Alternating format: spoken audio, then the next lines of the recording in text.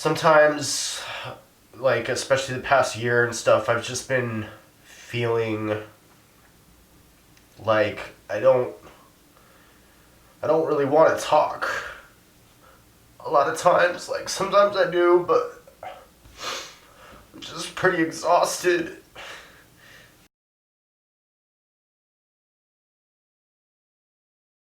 I've been to a lot of vigils with the Save movement down in Los Angeles, mostly at Farmer John's pig slaughterhouse. Went to a lot of those a few years ago when I was living in LA, and now I live in Berkeley. And I had to stop going to the vigils because it's too traumatic for me. I went to a lot in LA there because the Save movement chapter in Los Angeles was just starting out, and I wanted to help them get on their feet. And it is an important form of activism. It's crucial. It's just that not everybody can do it, or not everybody can do it for prolonged periods of time. So I stepped back after a while because I didn't even realize that it was wearing away at me so much. But I was having flashbacks the next day to the vigil the night before, and what was really frustrating for me with that was just the Save movement is really great because they help mobilize vegans to get to the actual locations where the animals are and bear witness, which helps us create a stronger connection with the animal, because you look into their eyes, they're looking at you, pleading for mercy, trying to get you to help them. You hear the screams, you can reach out and touch them and give them some kind of comfort, but ultimately, and of course you take videos and pictures and you put that up on the internet, so that's all what's great about the Save movement. But the unfortunate part is just that you don't get to actually save the animals. So that was really defeating for me, and I think for a lot of activists. But that's part of the point also, is because these vigils motivate you to become a stronger activist. Not just at the vigil, but when you leave the vigil and then you go and talk to your friends or family, or it inspires you to join a collective demonstration, a protest, or some kind of outreach event, and that kind of thing. So it's well worth attending. I'm always worried the most about those activists because they're right there on the front lines where they're seeing all that suffering. There's lots of different front lines for this movement, but not all of them involve actually being with the victims. But yeah, it was just really hard, especially with the pig slaughterhouses, because the pigs are very expressive with their eyes, and very very loud with their screams, and that just really messes with you. And sometimes the drivers of the trucks that were carrying the pigs to slaughter, the drivers didn't like that we were there, even though we were just asking for 2 minutes to pet the pigs and give them some water.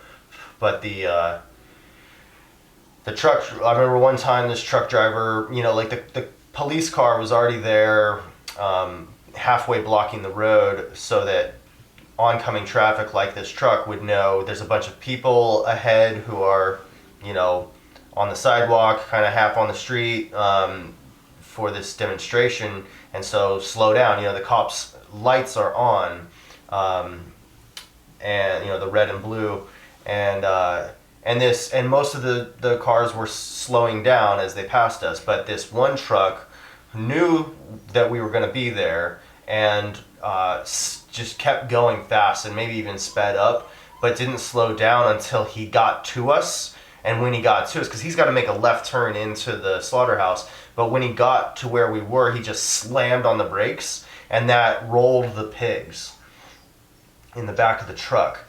And you heard them, just like an earthquake of these bodies are like probably 200 pounds, and they just go flying through this truck. There's like 100 pigs in that truck. And so you hear the tires squeal, and then the pigs squeal, and the activists gasping and crying, and it just you get mad, you get really, really mad. And But there's, again, not much you can do about it aside from document it and convert it into energy for activism, further activism. And at what point did you kind of realize that you kind of needed to stop doing that form of activism? Was there any particular occurrence or inner experience that clued you into that? There were multiple factors that were leading to my burnout.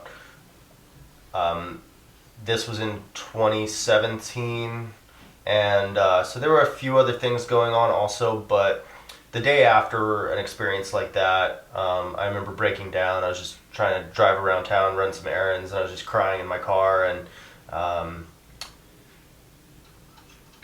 just been pushed too far with it, and so I needed to take a break. So I just stepped back and started doing some different forms of activism that were less strenuous, and So I was wondering if you would be willing to go into a little more detail about what I'm looking at is experiences during, immediately after, and then kind of long-term effects of viewing this. And maybe we can do one by one. Yeah. And in particular, I want to ask about anything that you notice in your body, like sensations or anything with the breathing or the heart rate or tightness or just anything you noticed in your body, as well as emotions, of course, and then also thoughts. What kind of thoughts you were having, the way your thoughts were working. Flashbacks would be in that category. And then later we'll also talk about dreams, if there are any dreams. Okay. So, including all three of those zones. Sometimes people have one zone that's more active than the other. Some people really experience it in the body. Some people really experience a lot of mental overload. Some people just feel overwhelmed by emotion.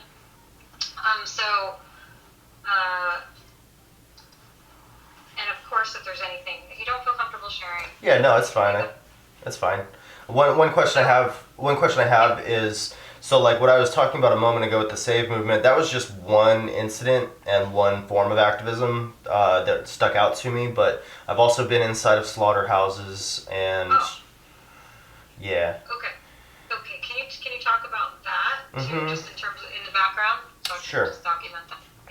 Yeah, so I was inside of a slaughterhouse in Oakland a couple of years ago, and I had a lot of people with me, and it was a coordinated action to actually rescue some animals, and we succeeded in that. We saved 3 animals that day, and I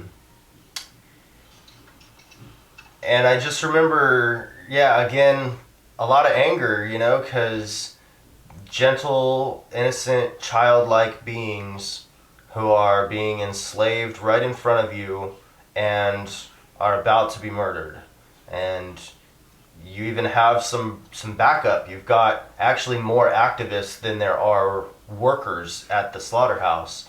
But one of the things is, all of these forms of activism include nonviolent direct action as opposed to using violence and force.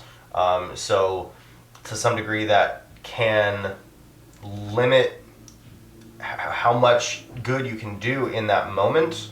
Ultimately, though, I think it's better because, like, long term, it is more likely to gain the sympathy of the public and to get them on our side when they see the news reports of, peaceful activists rescue animals from slaughterhouse, as opposed to something like, violent vegans, attack, workers, this kind of thing. So, but nevertheless, I mean, like, if these were children or, or dogs or any other marginalized group, I don't know what we would do, but the temptation to escalate to force is very real for a lot of people. Some people are better at calming down that instinct and seeing through that initial response that they're having to an emergency situation, and realize that, we got to play this long term so that we can end the systematic abuse rather than just what's happening right in front of us. But that can be a very difficult thing to do when the adrenaline is pumping. But that's why it's so important for the organizers of a demonstration to prepare all of the activists beforehand as to, what to expect and how to conduct ourselves, and how to keep an eye on each other and make sure, if your fellow activist seems to be freaking out a little bit, give them some consolation and make sure that they remember nonviolence. And and DXE, Direct Action Everywhere, is very good at doing that, as is the SAVE movement. So, but yeah, I just remember, part of me was not wanting to go inside the slaughterhouse because I know how sensitive of a person I am and how I don't always have great control over my emotions. So, but I decided to go in anyways, but I didn't go into the kill floor where all the blood and knives and dead bodies were, but I did go into the live holding area for the animals and made eye contact and just stood there. And I remember one of the workers at the slaughterhouse tried to move us all out of there, and some of the activists were going ahead and leaving when they were told to, but I remember I just stuck around and kept looking at the animals, and the workers just moved past me and got anybody out who was willing to leave, and I just stayed there for a bit longer until one of my fellow activists said, "All right, let's go," and then I left. But yeah, it's also it's an empowering feeling because you've got so many activists there, and that even without using violence to rescue as many animals as possible, we have the power of numbers with nonviolent direct action and civil disobedience to just shut down that slaughterhouse for the day by filling it with our bodies and chaining. We didn't do this that time, but you can chain yourself to the kill floor or to the truck of a slaughterhouse truck. You can chain yourself to that. The whole group can do that, and that's what we saw with the activists in Australia a few weeks ago. That was just got so much media coverage because they they chained themselves to vans in a big city intersection and just shut down the city for the whole afternoon, and got over 20 mainstream media reports about that, and that led everybody who saw the news reports that featured the signs that the activists were holding that said watchdominion.com, that encouraged people who were watching the news report to go to that website and view the video evidence of horrific animal cruelty that is standard industry practice in all farms throughout the world, really. Brutal mutilations and killing animals at very early ages, and it just brings home the reality of everything. So, yeah. Got it. And so was that visit, were there any other times that you were inside of a slaughterhouse, or was that the main occasion? I think that was the main occasion so far because, like I said, I've when factoring in self-care, you have to know what your limits are, and some people are stronger at certain things than others. There's some things I can do that other people can't do, or they can't do yet. I have a wealth of experience in public speaking and acting, so I can go in and disrupt a restaurant and give a speech about animal rights to a bunch of people who don't want to hear that message because they're trying to eat the dead bodies of these murder victims. But I can go in there and do that confidently because I've practiced a whole bunch, and I'm kind of a naturally outgoing person and that kind of thing.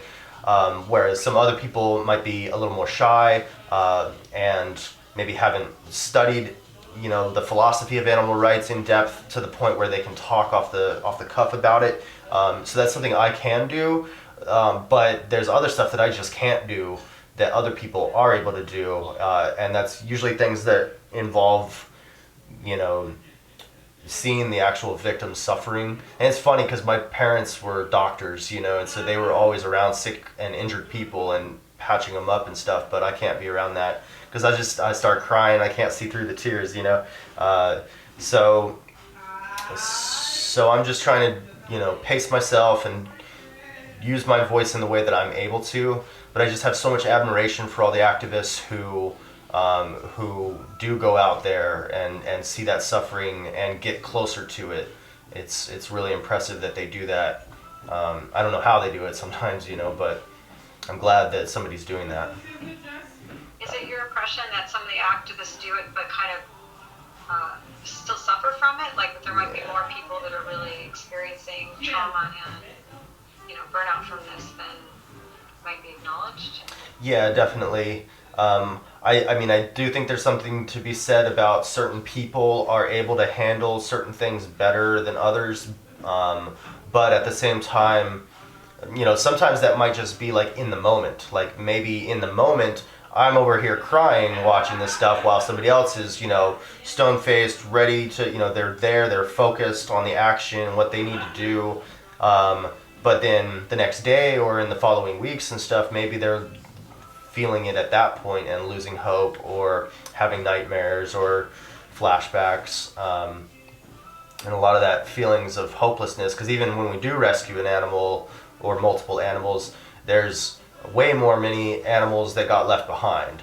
And I've heard from a lot of DXE activists that when they do open rescues, that yeah, it's really empowering for them to rescue an animal and to break the law, you know, to break an unjust law and take action into our own hands, since the government's not going to do it and the corporations aren't going to do it. And it's kind of slow moving with the consumer movement to make this happen. The progress is being made there as well, but like with open rescue, that's animal liberation in action, where, you know, we are saving lives.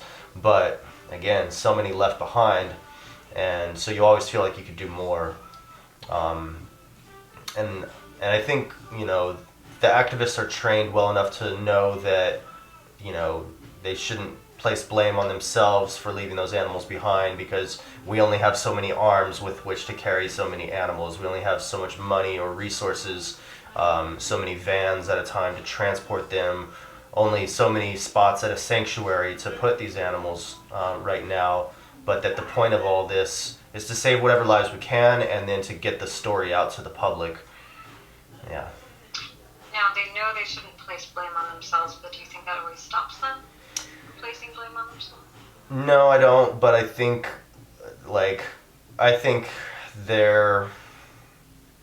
they've got a lot of support systems that are, you know, a lot of fellow activists who are there with them, who they can console, or, you know, find consolation with, and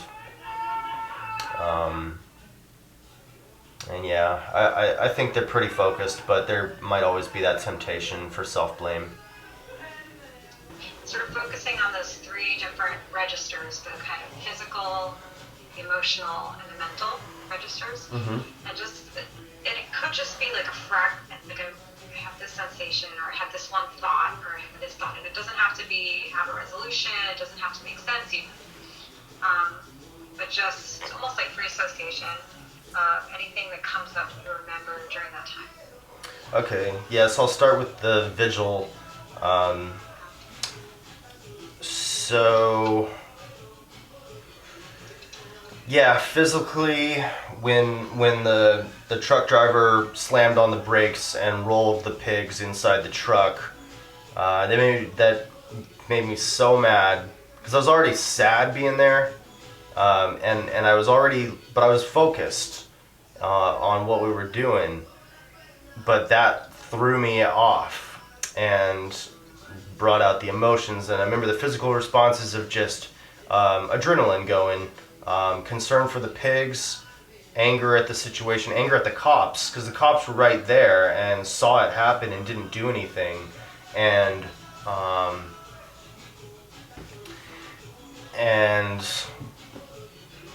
I just really wanted to escalate things at that point, and I'm glad I didn't, but I internalized it, and we didn't.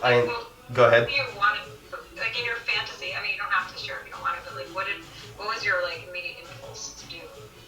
Was to confront the driver, and like all in my head. Like I didn't do any of this, but like I think it's a natural reaction for certain people. Some of us have more aggressive tendencies than others, and.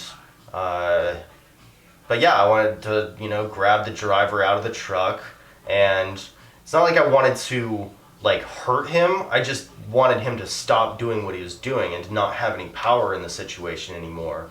And just wanted to open up the truck and let all the animals out, and, put an end to this and just shut down that slaughterhouse. But none of that was a real possibility, so I internalized it. And the feelings of powerlessness and helplessness and just concern that can't be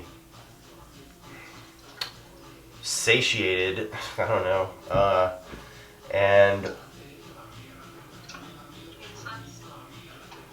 And we didn't, at the time, we didn't have anybody who was kind of preparing activists for that to happen, or maybe even like, I think, this is when the SAVE movement was just starting up in Los Angeles, and I'm sure they've gotten better at it since then.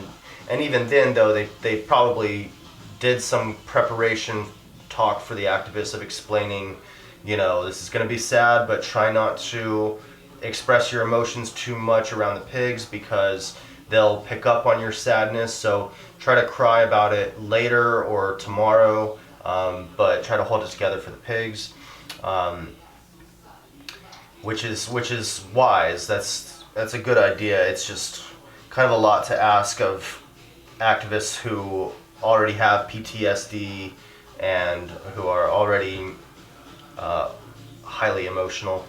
But that's what I did, and then the next day, it was just a flood of emotions and frustration and sadness and willingness to escalate it to the point of martyrdom. I remember I made a little video of me crying, telling the camera that I want to get run over, like by one of those trucks. Like I want to like lay down in the street, blocking the street, and if the guy's not going to stop, he's not going to stop.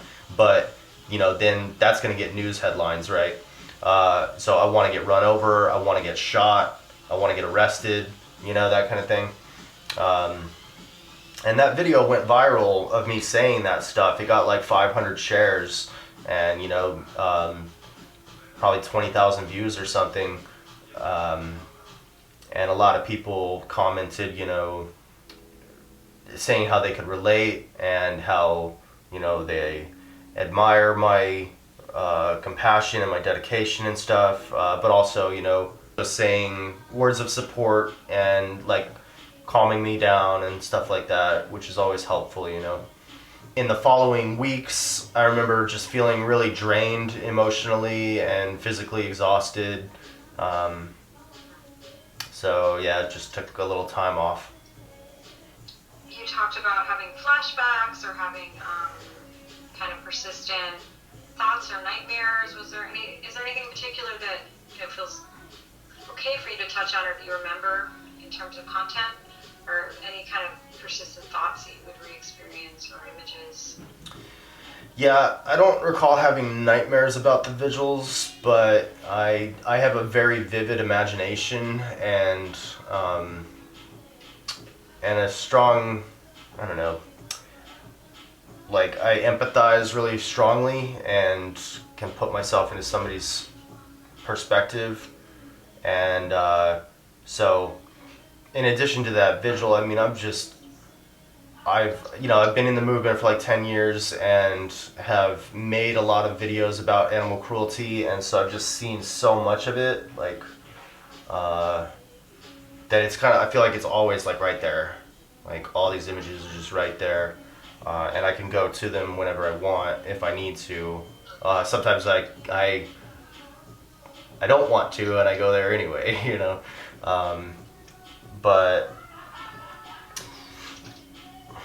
yeah, I think a lot of the flashbacks was more of like the feelings of powerlessness and rage. Or emotional flashbacks. Yeah. How's it going? Good.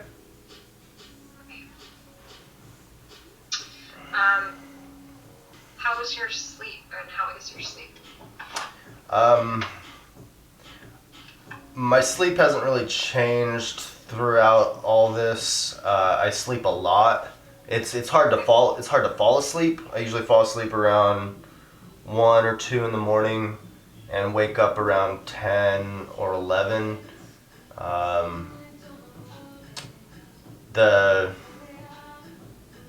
Sometimes I think I oversleep because it's really hard for me to get out of bed. But yeah, I don't usually wake up in the night, or if I do, I'm able to go right back to sleep. But a lot of times I'll have night sweats, and I frequently have nightmares, not necessarily about things I've seen in factory farms or slaughterhouses, but just in general. Yeah, lots of nightmares in my life. Do you have any dreams about animals, or just helping animals in general, or even if it's not specifically related to what you saw? Mm-hmm. Yeah, there's been some for sure. It seems like most of my nightmares are more to do with social interactions with other humans. Yeah, because that's kind of. Go ahead. No, please. Well, we can go back to more about dreams in a minute if you want, but like one thing I wanted to say is, I don't know which is more traumatizing, like watching the animals suffer or not being able to do a whole bunch about it, or trying to convince your non-vegan friends and family to stop paying for this to happen and them not changing. That's really traumatic. That's fucked up. Okay, when you show them video evidence, and they either live in denial and won't look at the evidence and like shame you for trying to show them the evidence, or they watch it and then continue on, like that makes me so mad. And yeah. Can you just start there? Can you go back and repeat what you just said slowly from the beginning and where you started and said, I don't know which is more traumatizing? Sure. Yeah. So I don't know which is more traumatizing, watching the animals suffer, or the powerlessness of not being able to really do much about it, or trying to convince your friends and family to stop paying for this to happen and them not changing, and to either, for you to show them the footage, the video evidence, and for them to either like turn away and not watch the evidence and even blame you for trying to show them this uncomfortable truth, or they do actually watch the footage that you present to them and then they still go out and buy this stuff, really, really makes me mad. To the point where I have terminated all those relationships. I have no non-vegan friends. I don't want to be around those kind of people. Those are animal abusers. Okay, in my mind, they're no better than serial killers, because they're slitting throats with their credit cards 3 times a day. All right, and they've been educated. Like, I'm talking about people where like I spent 5 years trying to help them understand and like try to break through that cruel shell. And they still don't. And so for me to maintain a relationship with those people is detrimental to me, and it's also enabling them to think that their actions really aren't that bad. If I were to just be like, yeah, sure, you're stabbing puppies or whatever, no big deal. We can still hang out. Like, I understand how some activists want to do that, and I think it's okay maybe for some period of time, but not for a long time. Because then it's just like shrugging off this atrocious behavior, like it's not a big deal. But again, like pigs are as smart as 3-year-old children. These are babies and their mothers, and we cut their heads off for no reason other than greed and habit and selfishness and money. No deal, okay? I don't have any friends who abuse animals for the same reason I don't have any friends who abuse children. I can still have mercy and like understanding that they're brainwashed and culturally indoctrinated into this abuse, but that doesn't really excuse it, because I was doing it too, and people can change, I think, unless free will is an illusion. But they, you know, they need to stop. And I'm going to make sure they realize how serious this is. I'm going to say it like by using harsh words. I mean, like, you know, graphic words, not harsh in the sense of like you're a terrible person, though sometimes I'm tempted to say that too. But like to say, you know, like I was saying, these are babies and their mothers and we're slitting their throats. Like there is no justification for cutting off these animals' heads. This is barbaric. And then also with the tone of voice, like I say things very emphatically, because they need to realize that this is not a joke. If it was happening to them, they'd be screaming for someone to help. And the animals are screaming, it's just that their cries are hidden behind the walls of a slaughterhouse. So I'm going to go into those restaurants and grocery stores and scream for them. And I don't care if people don't like it, because they have to start thinking about this.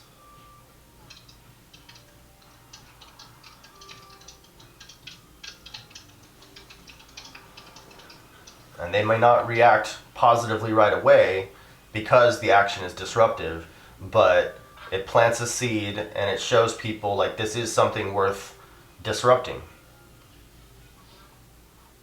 And if it was happening to humans, you know, people would say, oh yes, of course protest for humans, but don't protest for animals. It's like, well, that's speciesism. No deal. Like that's the whole thing we're trying to obliterate is speciesism.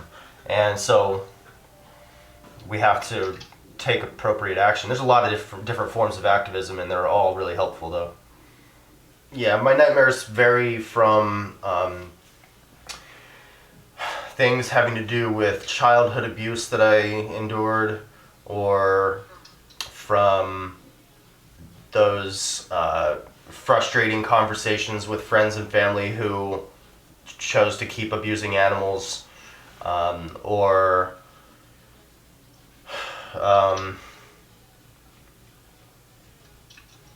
sometimes the nightmares are about like infighting, you know. That's another cause of trauma to add to the list of, you know, whether it's, you know, which is worse, like watching the animals suffer, or dealing with your friends and family who keep paying for this stuff, or feeling powerless to do anything about it. There's also the issue of trying to get your fellow activists to do the right thing, okay, the right form of activism, or the right way of dealing with each other, because we need to like collaborate. Like on the one hand, we need to figure out what the best tactics are, and then we need to collaborate. Now, like maybe we can have some groups doing a certain form of activism, another group doing a different form of activism. So long as none of these forms of activism are harmful to the movement, I think it's okay if some forms are maybe not as effective, so long as they're effective, you know. But a lot of times, different groups of activists or different individual activists in the animal rights movement, as it is with any movement, will have very strong opinions about how things should be done, but I think sometimes they take it too far, where they start to discredit the work of other activists because it's not the same form of activism, and I just think that's really inappropriate, and it destroys morale. And you know, we need to empower each other, not disempower each other. And one of my main goals in the movement is, you know, one of my goals, of course, is to like try to get non-vegans to go vegan. and to join the movement and support us and stuff. But one of my other main goals is to keep morale high within the movement, and make sure that activists are, taking care of themselves and each other, and finding that balance between, my form of activism versus your form of activism, balancing that between, we've got to work together despite our differences. But when that stuff starts exploding a lot, then I end up getting nightmares about that stuff too, and that's just something that people really need to be careful of. Activists need to be careful of, because it can push away your fellow activists or new activists. It can make the movement seem not appealing to them, and lead to burnout. If there's anything different that you noticed while in the slaughterhouse, in the body, in the emotional field, or in the mental field, either thoughts that stand out, sensations, or emotions, I'd love to hear about that. And then also, maybe at the end, any long-term effects you've noticed, or any ways you feel you've changed Sure. after these experiences. Yeah, so with the slaughterhouse, it was a little different because Direct Action Everywhere had prepared the activists really thoroughly, and they prepared us really thoroughly and debriefed us afterwards really thoroughly as well. And we rescued some animals. So for that instance, it was a little easier. Also, it was a little easier also because I had moved up to Berkeley, and so I had a stronger community of friends. They were closer, in proximity. I was actually hanging out with my friends more often. So that was a great way to cushion the blow. And also at the slaughterhouse, I can't remember exactly how many, but it was something like 24 of my friends got arrested for rescuing those animals, but they didn't go to jail. They were handcuffed and given a citation and then released right away, and so that was like a happy ending, because we were expecting them to go to jail. They went into this knowing they were going to get arrested. That was part of the deal. And that's why we got the media coverage we did. NBC News was there covering it, along with another channel. But so that helped to, the fact that we rescued some animals, we had a stronger community to take care of everyone's emotional needs before and after, in preparation and in debriefing, and the fact that our activists got arrested like they wanted to, got the media attention that they wanted to, and got released like they didn't think was going to happen. And they were released right away because the police department didn't want to fill up the jail with this many, nonviolent activists who it's just going to bring more heat onto the police department for arresting peaceful demonstrators, and fill up their jails with just a bunch of paperwork that they don't want to do for, they don't really consider us criminals, they're just they consider us silly hippies or something, but not crack dealers that are going to rob the pawn shop or anything like this, or domestic violence situation, so the cops didn't really take us seriously in that sense. Though one of the cops helped us rescue one of those animals by the cop was stopping the activist, saying you can't leave with that animal, and she was like, I have to, and he was like, the cop asked the slaughterhouse worker, how much does this animal cost? And the cop took out his wallet and paid the $3 to save this animal's life, and let us take them to a sanctuary. And so all of that is really empowering, despite all the blood and all the victims we left behind. What did that feel like when it happened? How was that? Yeah, it was invigorating. And all the, most of the activists who were getting arrested had smiles on their faces, because it was what they wanted to do. And so and the rest of the activists who were there that weren't getting arrested, I led them in like a round of applause as each activist was being led out of the slaughterhouse in handcuffs, to make sure, so we all were there encouraging each of the activists who were getting arrested to, keep their spirits up, and to not feel alone and stuff. And so that's just showing that there's a lot of ways that we can manage the trauma that we're witnessing, by having a strong, smart community. And the bolder the action, the better, because that's what keeps our power level high. Because there's just, we feel so beat down in this movement, so we got to do something. Yeah. And then, anything else you noticed coming up during that action, coming up immediately after, that felt like trauma or trauma related, or long term from either of these actions, or other ways that maybe don't feel like trauma, but you feel like you might have changed? Sure. So not so much for that specific action, because of those cushion factors, but in general, yeah, I've got long-term, perpetual burnout. It feels like I'm still able to smile and laugh and crack jokes and stuff, but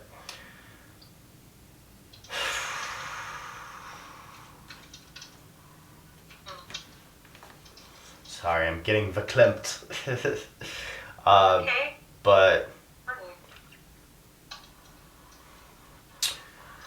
I don't know. I feel like my first, like I said, I've been in the movement for about 10 years, and the first 5 years I was alone and didn't really have any friends or anybody. But I was talking about animal rights relentlessly with strangers, with coworkers, with students and the teacher at college and stuff, always bringing it up, had thousands of conversations with people, and really found a lot of creative ways to structure the conversation in such a way that would make sense for them, and I got really good at it. But sometimes, especially the past year and stuff, I've just been feeling like I don't really want to talk. A lot of times, sometimes I do, but I'm just pretty exhausted. And it's also frustrating because in those thousands of conversations, I worked so hard to, like I said, to frame it in such a way that it would make sense to people and that it would be most convincing and helpful for them, and they still wouldn't, most of the time it didn't work. And that's not my fault, that's their fault, that's the system's fault for so thoroughly brainwashing these poor people.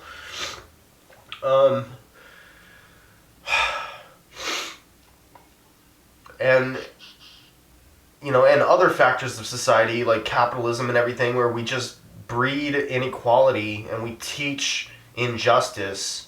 We promote, as a society, we promote injustice, and in some ways, in other ways we don't, which is so strange. But we are breeding psychopaths. People who aren't actually psychopaths are acting like psychopaths because those are the social norms. Not caring that you're paying to stab an innocent animal who's terrified in a slaughterhouse. Most of these people wouldn't commit the act themselves, but they pay somebody else to do it, and they run real fast to not have to watch the video of it, But I guess because a lot of my, I'm feeling disempowered because of the resistance from a lot of people, but also because of sometimes not feeling totally welcome or appreciated within the movement itself, or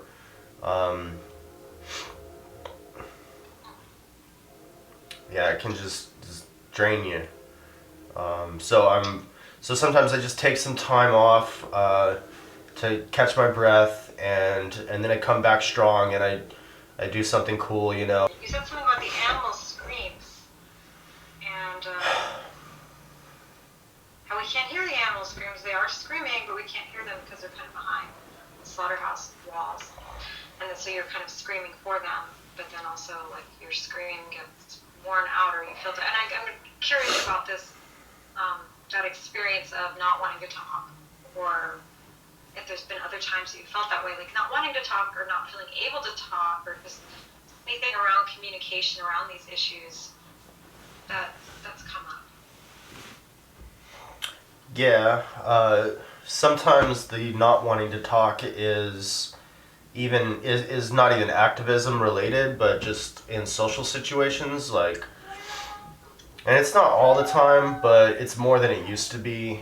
And like 5 and 10 years ago, I feel like I was much more energetic and, you know, lively and like youthful, and just ideas just bursting out of my head, you know, and unshakable determination to go out and make it happen.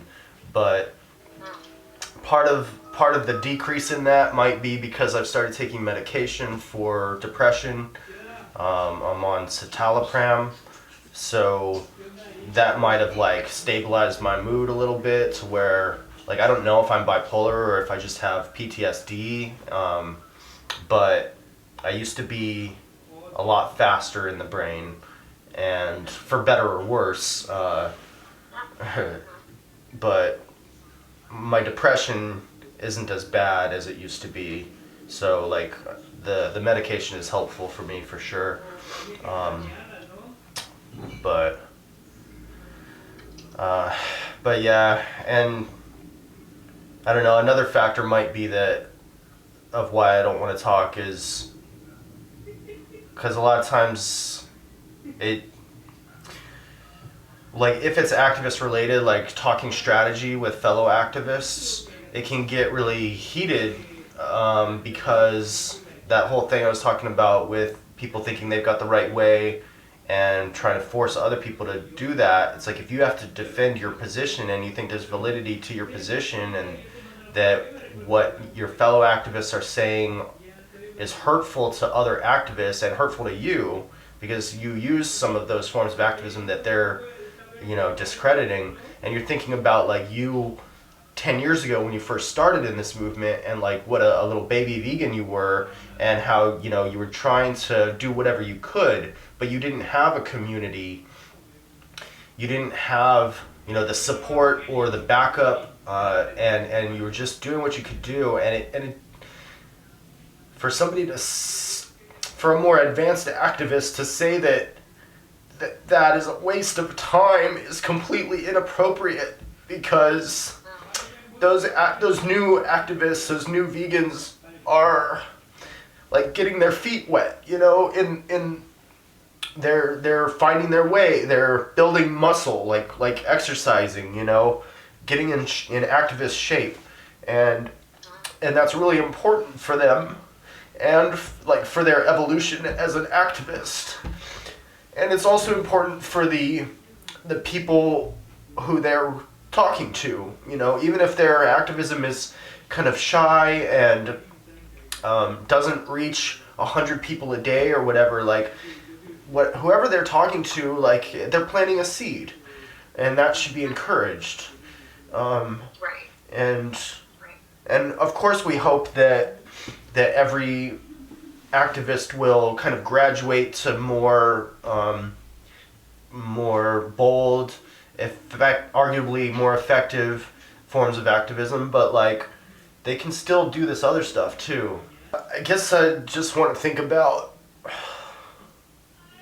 like some people who are in the movement don't have major depression, and they don't have already existing PTSD from other life experiences, or but there's a lot of activists who do, and I just want organizers to realize that not everybody is able to handle all of the emotional stress, and to just choose their words wisely and to be really respectful to other activist groups, and just be encouraging.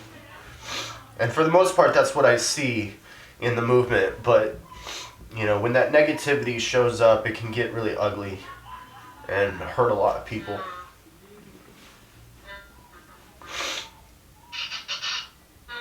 And so just remember that, like, some people, so the movement will traumatize you by itself, but some of us already have our own traumas. And so it can get worse. As difficult as it can be to work with people, sometimes, it's super important to find a community if you're able to, so that you have strength in numbers, so that your activism can be stronger. Because really, like, imagine a protest of 5 people versus a protest of 5,000 people or 5 million. And we know which one's going to have a stronger effect on society. We just have to try to, even if others are saying things that are hurtful, we have to try to not be too affected by it. Easier said than done. But at the same time that we're trying to be nice to others, we need to be forgiving of others when they're not nice to us. Cool. Yeah, I appreciate that. I'm gonna go hang out with some friends in the living room. I live in an activist house with like 10 crazy vegans, so it's cool. They'll comfort me. All right, well, thank you very much. That was a lot of fun, even though it was sad. All right, cool. We'll see you soon. Soon. Okay. Bye. Bye.